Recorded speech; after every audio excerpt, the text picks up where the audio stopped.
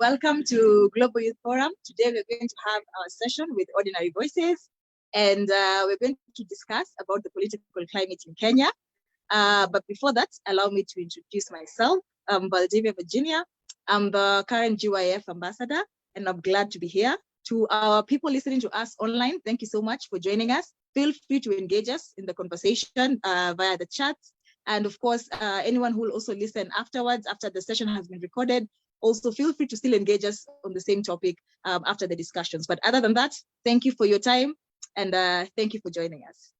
So the next session, allow me to introduce my guests.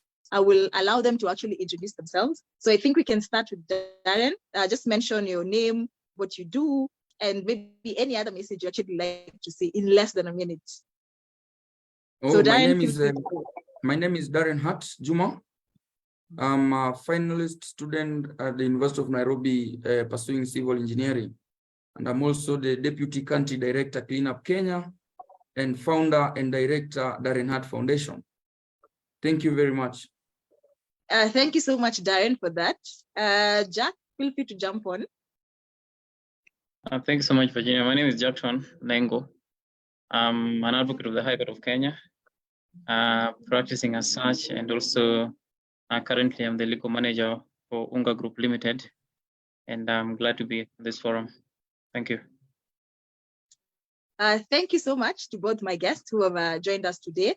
I'm sure we'll have very nice discussions on the topic. And before we jump into the discussion, allow me just to mention about GYF, what we do, why we do it, and of course, what we aim to achieve at the end of this. So our objective is mostly to eradicate poverty in Africa, and especially Kenya, by equipping our youth with skills that they will need in order for them to either create a job or secure a job. So that means we are able to equip the youth with skills that will allow them to be able to earn an income and of course improve in terms of their livelihood.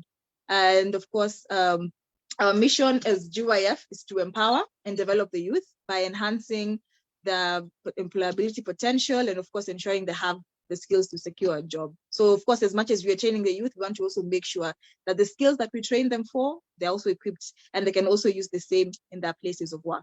And by work, we don't just mean white collar. Blue collar is also something we also train on.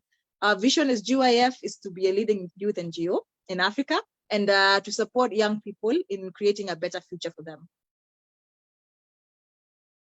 So our major thematic areas that we focus on as we try to equip the youth with skills, first of all, we focus on education, whereby we empower the young people with the necessary skills that they need.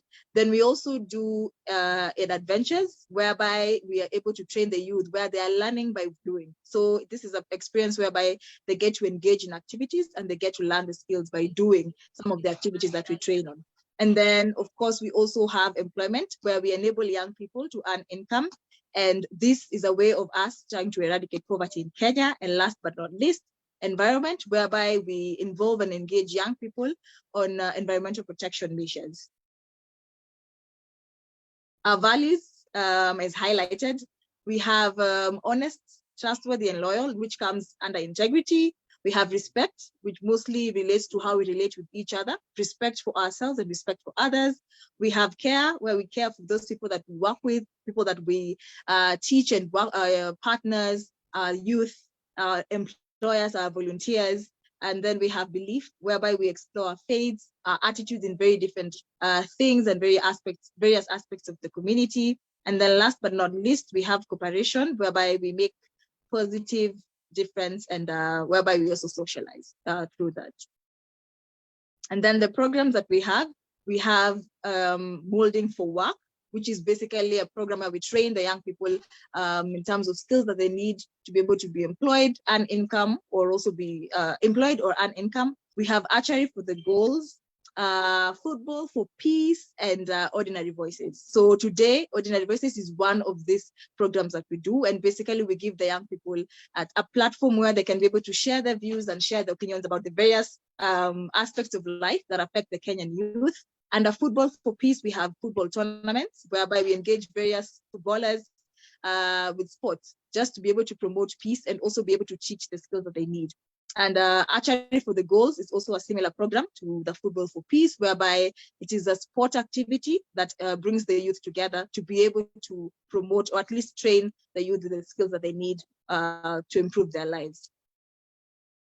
So today, our topic is going to be the political climate in Kenya, and we're just going to have a focus, especially on issues to do with the demonstrations that we've been having, and also whether that is the way forward that we need for the country, or whether there's a better way to do it. And so today I'll be engaging my guests to just share their views and their opinion about what they think. Are we moving in the right directions in terms of the demos? Are they necessary for us as a country? Are there better ways in which we could be able to speak for the change that we hope to achieve? So Jackson and Darren, welcome. Thank you so much for joining us. Thank you for being on board to also share your opinion. So I think I'll just go straight to the discussion points. So the first question I'd like to ask both of you, and I think we can start with Jackson.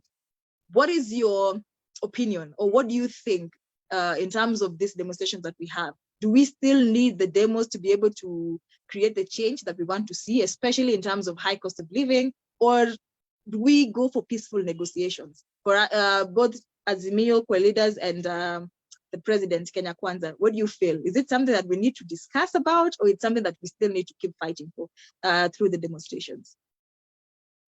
Thank you so much, Valdivia. I think the starting point should be that we all understand that the right to demonstrate and picket is guaranteed under the Constitution. And there's a reason why the makers of the Constitution thought wise to have it there under Article 37. And it's because that if there's one language that the government understands very well, it's demonstration. If, of course, you understand that our democracy is participatory, whereby we elect our representatives and then they go to parliament and then they represent our views. But most of the times that we've known, when these guys are elected to parliament, then they don't protect our interests. They fight for their interests, they increase their salaries, they ensure their families have the jobs, and then they come back to us after 5 years. And that has always forced the common mwananchi to always go to the streets all the times, so that the government can listen to their voices. Now, coming back to the current demonstration that we're having, we all understand that we've been experiencing high cost of living as a country that has been coupled with a lot of things, including the Finance Act that is currently before the courts. Now, as you've seen, the government is, on normal days, the government is not willing to negotiate unless the citizens are on the road. So I think it's one language that the government needs to understand.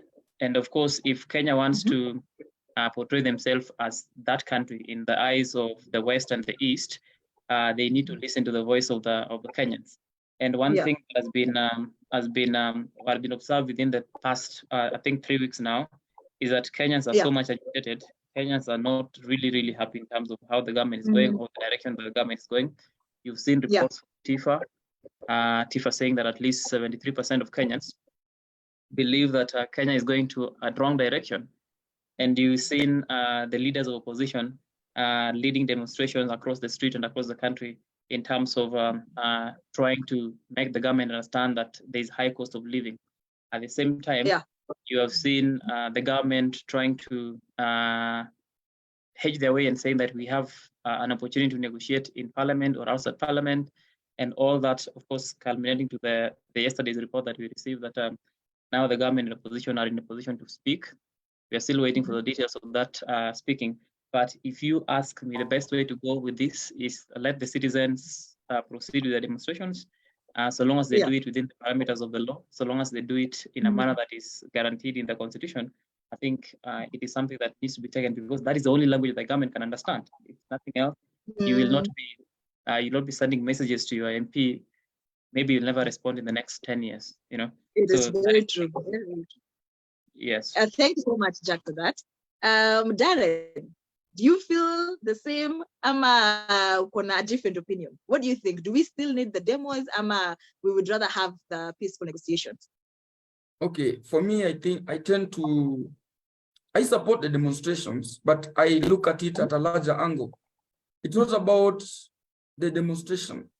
It's about the quality and why are we demonstrating? We should come to understanding that our country has been taken away by the political elites, and we need to bring back our country. Because when you look at demonstrations, remember 2018 when President Uhuru and Honorable Raila, when they went to a handshake, we never knew what they discussed, what were the agreements.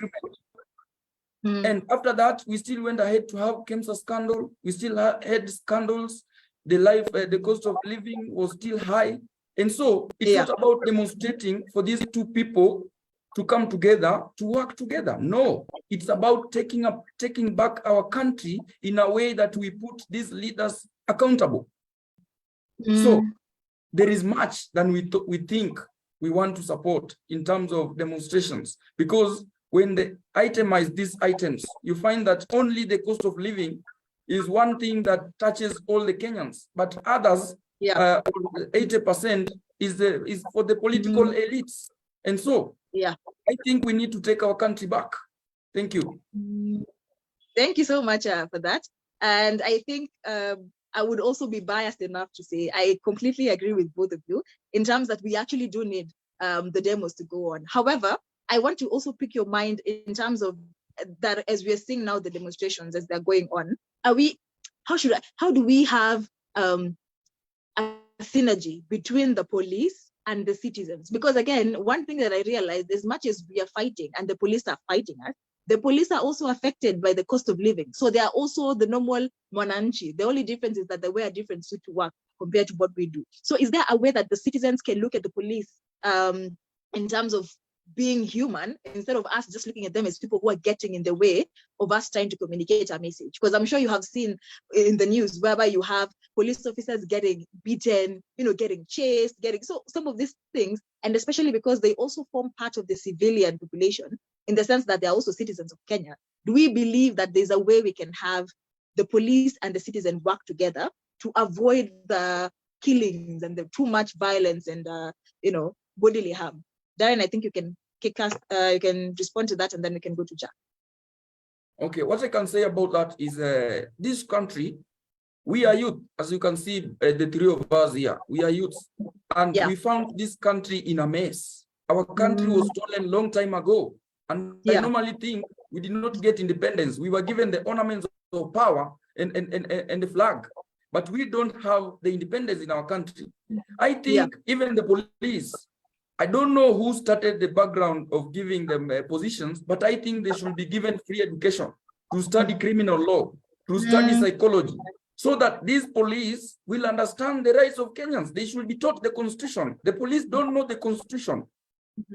That is where the problem is. Yes, yes. Thank you, Darren. Jack?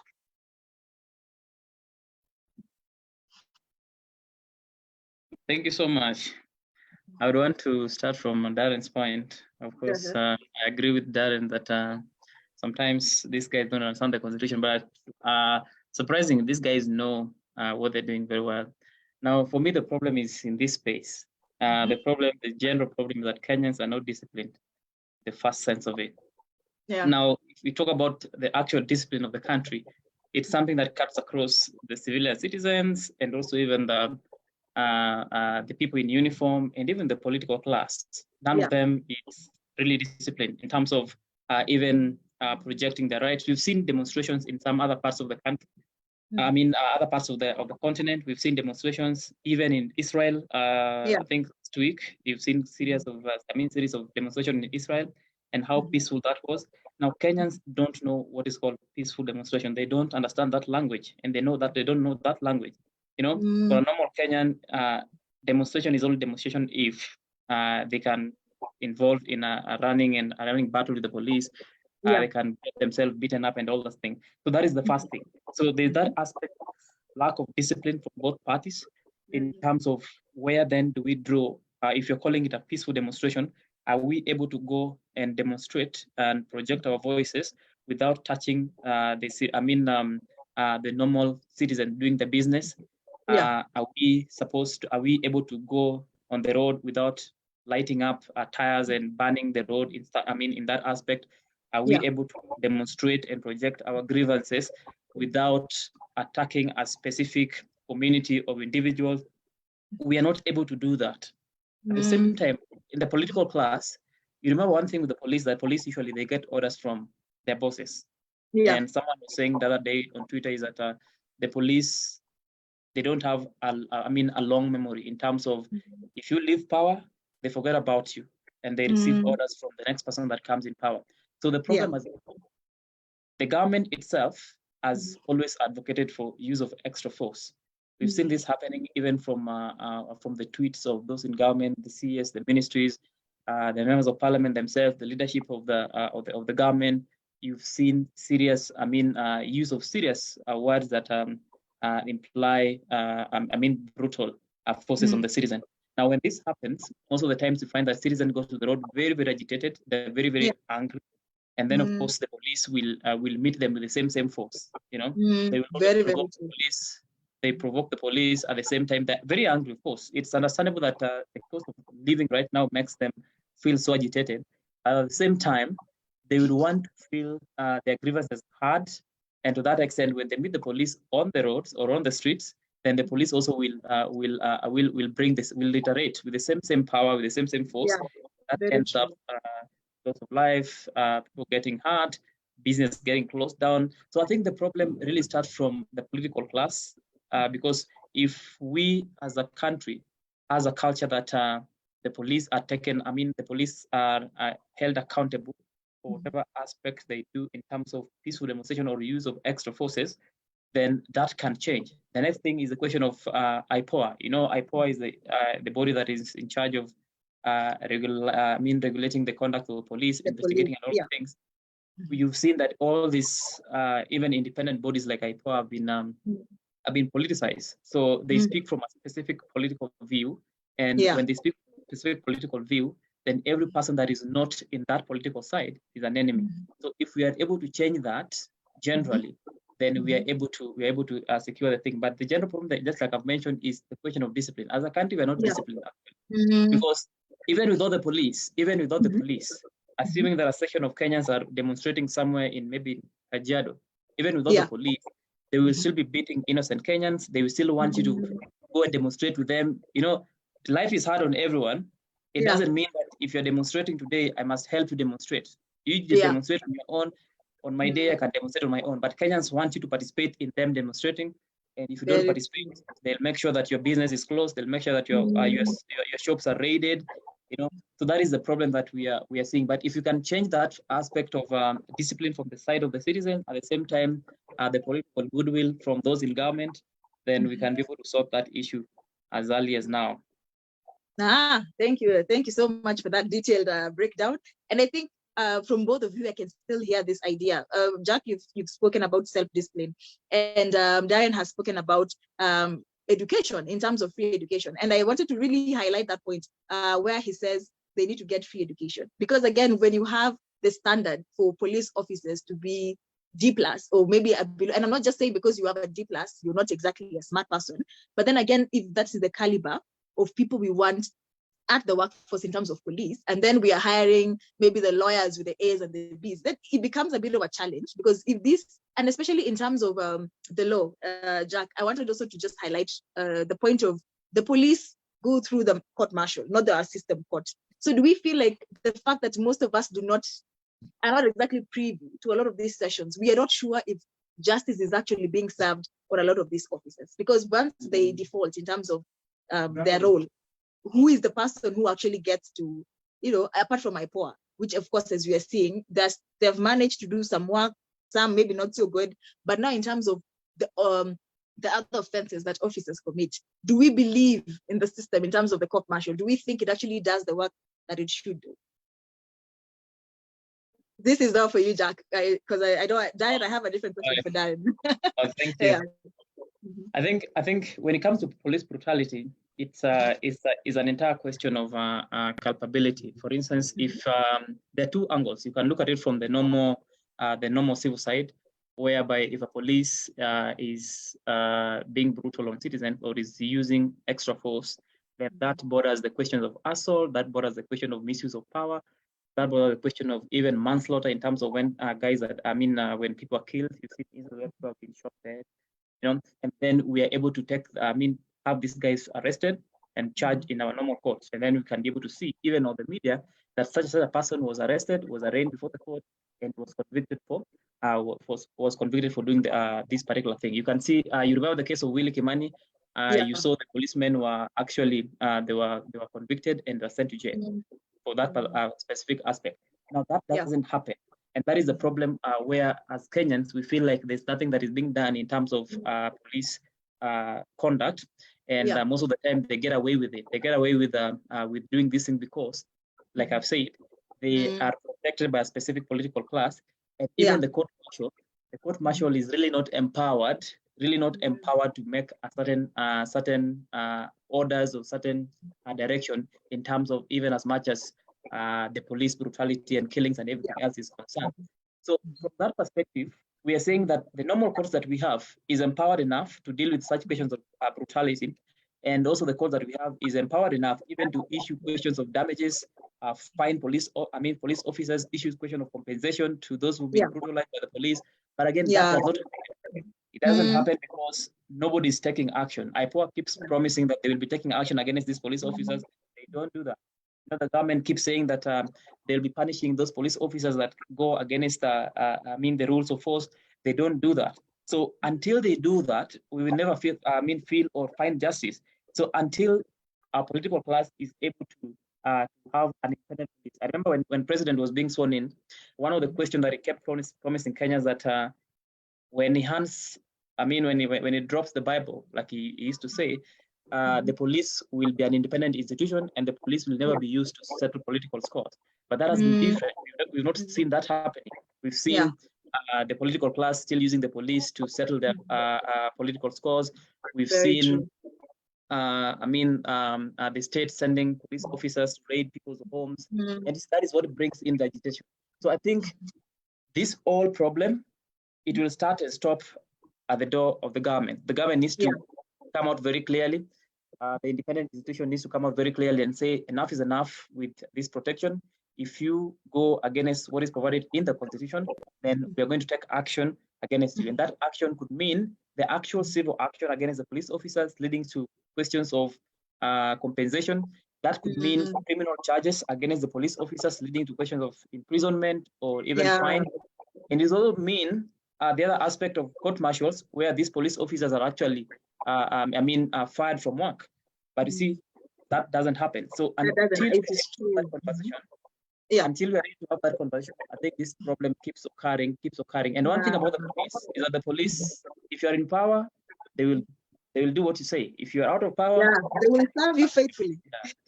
That is the Thank you so much, Jack, for that. And Darren, I love the fact that you mentioned about education. And of course, I know you've also worked with a few youth also in terms of the work that you do, even at the foundation. I just wanted to ask, do you believe, because again, as we've both identified, we have Kenyans actually are used to violence in the sense that we don't feel like we've really demonstrated unless we have been violent and we have destroyed property and all these other things. So in terms of education, now from the Kenyan perspective, do you believe that education is a key per se to us getting to a place where we can afford to live at any point in terms, for example, like at this point, because we have high cost of living and inflation, if we have the right education, do you believe that it will impact in terms of our ability to afford the cost of living, or at least to afford the cost of things? Okay, to me, education is the key for this success. But again, our education system was tampered with. Look at the country like Zimbabwe. I told you I'm doing engineering and we have Zimbabweans in class. You can't beat them in mathematics. They do algebra and geometry and they have all levels. But the University of Nairobi, when they come, they already did those things. And so our education system is producing sophisticated hobos. People just graduate everywhere in the country. Even today, when you go to Facebook, you will see people posting they've graduated. But there is no equal chance of job positions for them. The education system is molding the youth to depend on employment, but not innovation, not inventing something.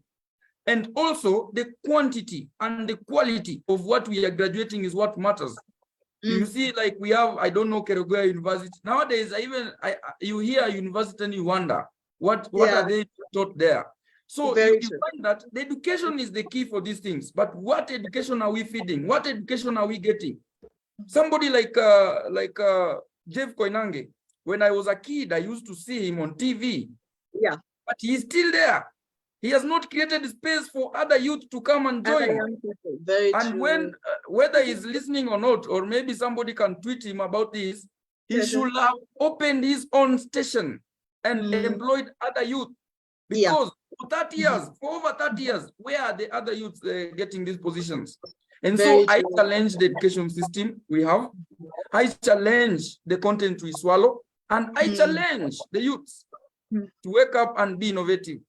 Yeah, but education is the key, especially even for the police to be empowered, to be capacity building. Then we will have a country moving on. But I just wanted to add on what Jackson said earlier. The problem is not even the police. The problem, monkey see, monkey do. Yeah. If in this country, some of the court orders can be ignored in a country that lives in the rule of law, then what are you talking about? A police is just a mere person who sees the leader. And police is independent. If the government that has the executive and the parliament can ignore the court order, then you can't blame even the police. They are doing the right thing. Monkey do. Okay. Yes. Thank you. Thank you so much for that. I like the fact that you said we have a lot of sophisticated hobos. So, and I think I like the aspect that you're saying where the quality of education. And I feel as though at GYF, that is what we really try to promote, in the sense that we don't train the young people on the same things that they're taught in school. We are trying to teach them, how do you think outside the box? How do you find innovative ways to be able to create solutions to the problems that you're facing? So for example, we're trying to give them skills that you just not, because I feel like in Kenya, we also have this bias towards white collar jobs. So we're also trying to train the youth that as much as you're doing football, as much as you're doing something else, there's still a way you can be able to learn these skills and still use the same, in your day-to-day living. So I do believe, as you said, it is important for our listeners to realize that at GYF, we are not trading sophisticated hoppers, and we do plan to have, youth that are actually able to eradicate poverty by coming up with innovative solutions to their problem. So thank you so much for that, Diane and Jackson. I really love the conversation going forward. And just to be able to now ask from your perspective, what do you think is the way forward for the Kenyan? So Diane, if you were to say what I think should be the way forward, or how we should go about speaking about the cost of living, what is your input on that? That is the best question you can ask anyone who has a good will for this country. Yes. And my resolution is this. The young people are the majority in this country, but yet we don't know our power. The older people, the political elites, think they own us, they own the country, when they are not. These are the people who stole our money. They come to us, they promise us that they will do this, they will give us 6,000, they will do this. Yes. Then we vote for them, they think that they are special.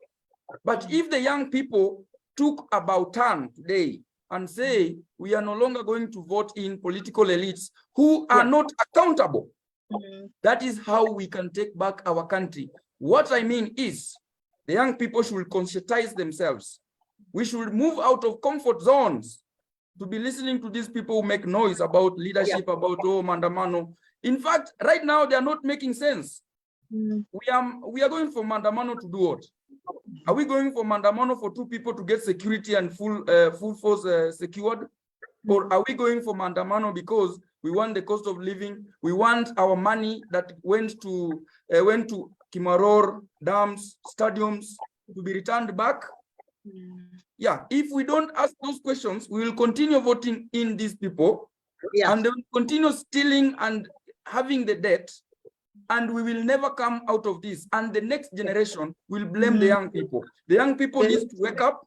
We need to take the voting seriously. Every young people should take a vote, and we should scrutinize these people who want to be leaders, because it's very unfortunate that you find young people, they don't even think through the leader, they think through the party. And nowadays we don't have parties. Those are vessels for individuals to get the power. Because nowadays, even if you are in ODM or you are in UDA and you try to be like controversial or you want to speak your mind out, they will tell you, go and find your party.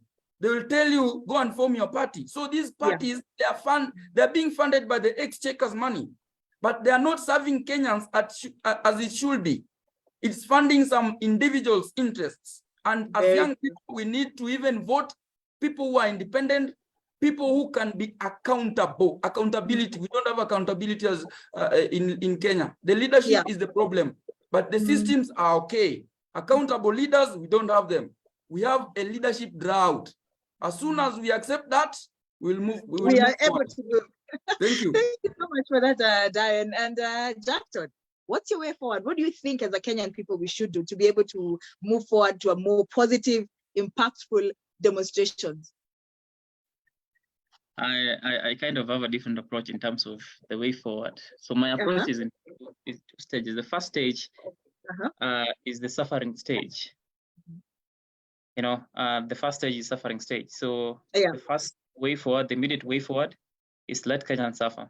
And this is the reason why I'm saying let Kenyans should really suffer and really bear the consequences of their actions to the full force. Nobody should come to their rescue right now. You know, somebody, Boniface Mwangi said on Twitter I think 2 months ago, that Kenyans have a very bad behavior of voting in a very bad government. And then after they vote in a very bad government, they run to the opposition to help them fight the government that they voted in themselves. And at the same time, yesterday, Caleb Amisi, I think is MP for some place in Western, Caleb Amisi said that if Kenyans feel that the list of issues that were tabled that are supposed to be discussed by Kenya Kwanza and the Azimio party is not sufficient, then they need to go to the street themselves. They need to go to the street themselves because they voted in this government, and they should not be crying every time for Raila to go to the street at this age to protect something that they themselves voted in. So the first thing that I need Kenyans to do right now is to suffer. We need to get the full consequence of our actions. We need to know that bad leadership can really cost us as a country. We need to feel the pinch, because most of the times we've not been feeling the pinch. We've been voting in bad government, and then we have somebody go in, negotiate for us, and then get the handshake, and then things happen, and then we don't get that. 5 years down the line, we forget again. So the first thing I really want us to do, and somebody said it again on Twitter, is that we'll get to 2027 when we're really tired. We'll get there when we're really, really tired. I want Kenyans to be extremely tired, so that by the time you get to the next poll, they're really they've lived the fruits of their of their decisions in 2017. In 2022, because they chose this government. There's no allegation of whether this person stole votes. He didn't steal any vote. He was chosen in by the people of Kenya. He told the Kenyan people that made him vote for him. He knows very well. That is the first thing. That's the first thing. Let Kenyans feel the pinch. We're just starting right now. The Finance Act was just allowed yesterday, partially. So we're just feeling the pinch as of today. I think by the end of the month, next month, we shall feel the salaries will, of course, shall be affected, and everything else will come in force. Very, very true. I want that and more, so that Kenyans can feel the consequences of their actions. Now, once that happens, then we're able to move to the next stage of the way forward. The next stage is now Kenyans being very civilized, Kenyans being able to understand and evaluate leadership, and Kenyans understanding that if things go worse, like you said the other day, salaries are being deducted from the normal employees. We are struggling to buy food. The price of unga is so much on the roof, but the government, together with the SRC, is debating on how to increase salaries for members of parliament and other state officers. So Kenyans need to understand that when things hit the floor, it is just them and them alone, and them and their consequences alone. So that when you make the next decision in terms of who we vote in as the government in 2027, we need to be very, very clear. But aside from that, I think it is high time that, just like Darren is saying, it's high time that the Kenyan electorates also need to understand their role in the political class, because it's where I come from, we don't vote. We are very loud. We make a lot of noise, but we don't take vote. We don't have voting cards. We don't vote. We don't do anything. But when it comes to now feeling the pinch, Where do you come from? So that we know these people that come from your area. People that come from my area are not voters. They just make noise.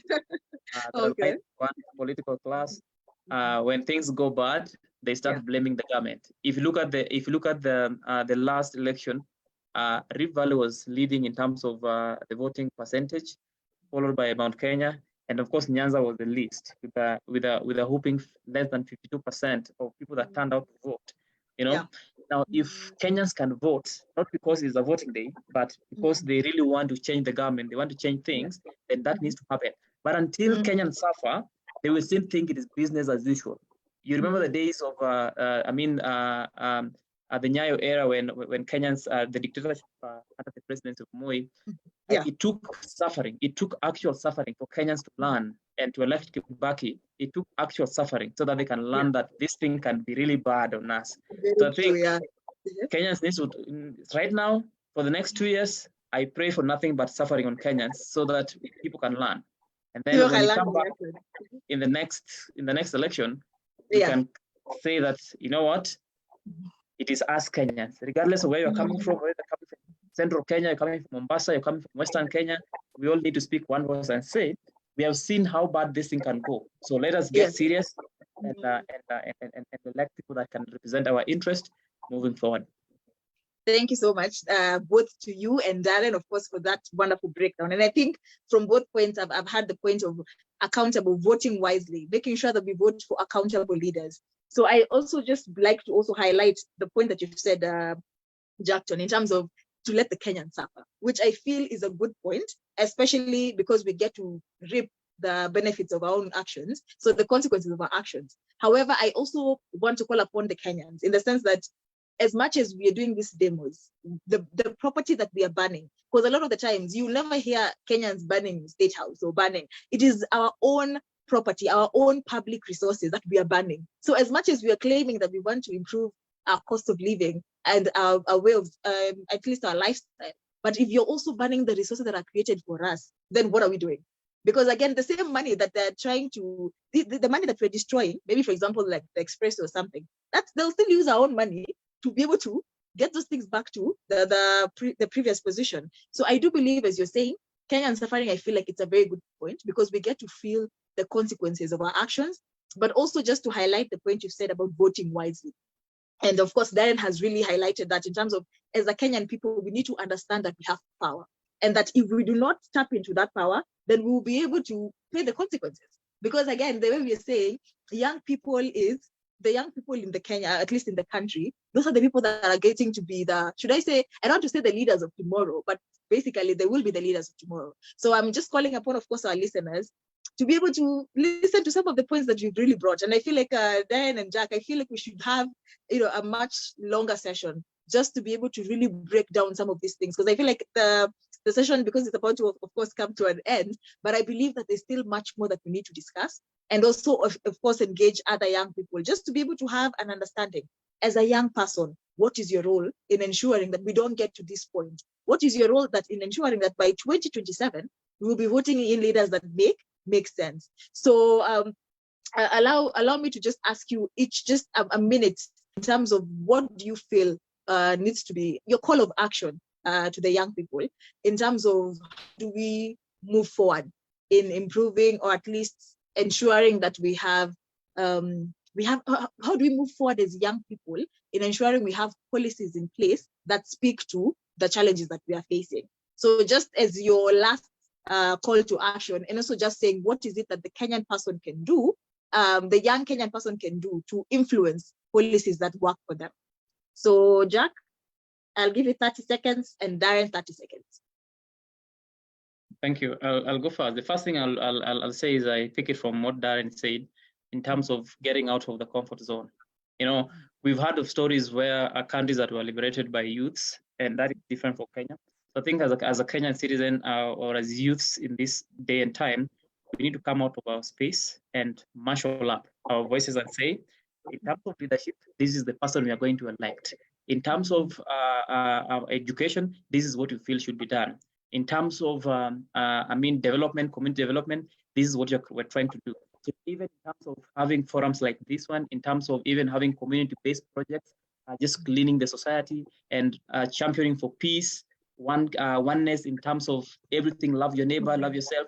And at the same time, if it is about education, Kenyan youth needs to take up education seriously. They need to go to school. They need to do something. If it is not about school, something they can do with their hands, it's a skill they can learn, they should do it. So that at the end of the day, when we are called as youths to show what we have, we can be able to say that this is what we have so far, and this is what we are asking the government to do for us. Because they say that it's not about what the government can do for you, but it's about what you have and what you can do for your government. I think that is my point. Thank you so much, Jack. Darren? Okay, as I said, we have leadership drought in our country. You see, nowadays, you know, leadership is not about fame. It's not about you having money or you having a big name and big cars and houses. Nowadays, we see comedians standing up for these positions. I'm not saying that comedians are not leaders, but you know, if you're a comedian, you're a comedian. You are bringing comedy in leadership. And so what I can say is that this country, Kenya, demands the qualities of youth, not a time of life, but a state of mind and will, a predominance of courage over timidity, because the youth have got energy, brains, imaginations, and talents that can solve our problems. But the perception created in the society today is that the youth are not needed. When the youth are the solutions to our problems, most of the youth are taught to be using bang and taking alcohol. But we are the solution to this country. And so I'm calling upon the youth to wake up, and we need to wake up now, not tomorrow, now. We need to take back our country. Yes. Thank you so much for that. We need to wake up now. And I completely agree to that statement. And also, of course, for the young people, if you actually follow up with a lot of these things, you can participate in the public participation for a lot of these policies and a lot of these laws. That's so you can be able to share your viewpoints. But other than that, I'd really like to thank Darren and Jackton for this very insightful session. Thank you so much for joining us. And of course, to our listeners, the ones we have both online and offline after the session ends, thank you so much for this. And see you next time. Have a lovely day. Thank you, Virginia. Thank you guys for the session. Thank you for coming through.